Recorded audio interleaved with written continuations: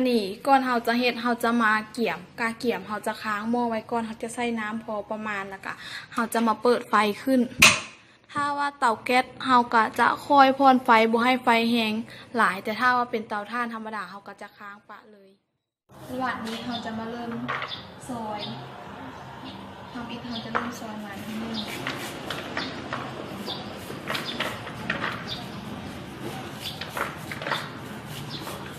เราก็ซอยยังคือซอยไปเรื่อยๆซอยจนว่าหมดมาหลังจากหมดมาแล้วเขาเห็นในแกะเขาก็ขูดเอาเพราะว่าในนี้มันก็มีน้ำสลีอยู่แล้วเขาก็ซอยแบบนี้ไปซอยจนว่า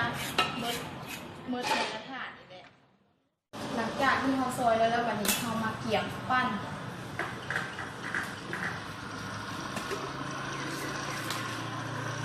อันนี้สำหรับเขาจะปั้นนี้เขาจะตักใส่ประมาณบ่ให้หลายแต่ก็บ่ให้น้อยเกินไปหลังจากนั้นเขาจะมาใส่น้ำเพื่อว่าเวลาเขาปั้นมันจะสะดวกเพราะว่าถ้าเขาบ่ใส่น้ำมันจะคัดน้ำกะเขาก็ใส่บ่หลายเดี๋ยวเขาจะใส่กะว่าพอดีซ้ำบ่หลายแล้วก็บ่น้อยหลังจากนั้นเขาก็อัดฝาแล้วก็เขาก็มาปั้นนี้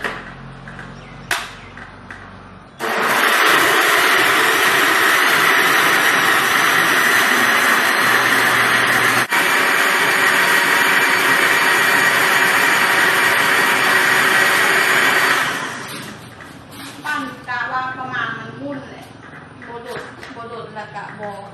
ไวเกินหลังจากนั้นเราก็มาทอดใส่เครื่องกรองหรือว่ากระชอนเราอันกรองนี้เราจะใส่เป็นอันกรองแบบซี่หรือว่าจะใส่เป็นผ้าขาวก็ได้แล้วแต่ความสะดวกของแต่ละคนเราก็จะคนจะซีเพื่อให้น้ำมันลงคนไปเรื่อยๆคนไปเรื่อยๆจนกว่ามันจะแห้งเลยเดี๋ยวเราจะเห็นน้ำสลีถ้าว่าเราใส่น้ำหลายมันก็จะมีน้ำหลายแต่ถ้าเราใส่น้ำน้อยมันก็จะเป็นน้ำสลีแต่ว่าสดเลย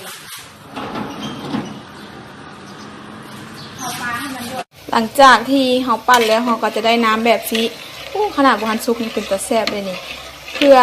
ก้อนเขาสิเอาไปค้างใส่หม้อที่เราเกี่ยมไว้นั้นเราก็คนให้มันเข้ากันเพราะว่าเวลาที่เขาปั้นเลยเขาปะไว้เนี่ยแป้งสาลีมันจะจมลงลุ่มถ้าว่าเขาบกคนแล้วมันจะเห็นให้เป็นก้อนวันนี้นี่เขาจะเบิ่งพอดีเลยน้ำของเขากำลังพดวันนี้เขาจะยกหม้อตัวนี้มาใส่นี่เลยหลังจากที่เขาค้างแล้วมันก็จะอยู่ในลักษณะแบบนี้วันนี้เขาก็คนเรื่อยๆจนกว่ามันจะสุกถ้าว่ามันสุกมันก็จะเปลี่ยนสีเป็นสีเหลืองกว่านี้อีกไฟเขาก็สม่ำเสมอถ้าว่าไฟถ่านก็เขาก็ต้องคุมไฟบ่ให้แห้งหลายแล้วก็บ่ให้อ่อนหลาย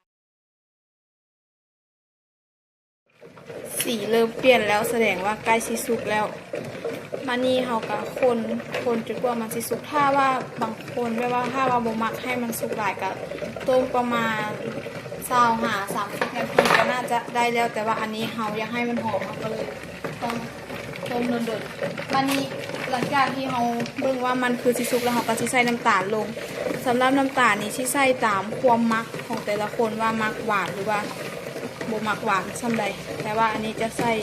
ข้าวโบราณพอประมาณขีด1-2 ขีดโบราณแต่ก็เขากับเพื่อบ่ให้มันจางเขาก็ใส่เกลือลงไปน่าจะสุกแล้วบัดนี้หลังจากนั้นเขาก็มาตักมาใส่จอกมันก็จะได้ลักษณะแบบนี้แล้วก็สามารถกินได้เลยหรือว่าเขาจะเอาปลาไว้ให้มันเย็นแล้วก็เอาน้ำก้อนใส่จะกินแบบเย็นก็ได้สำหรับการให้น้ำสลีของเขาก็จบเพียงซ้ำนี้หวังว่าวิดีโอนี้จะเป็นประโยชน์ให้แก่ภัยหลายๆคนบ่หลายก็น้อยที่ต้องการเฮ็ดน้ำสลีกินเองแบบข้าพเจ้าขอขอบใจ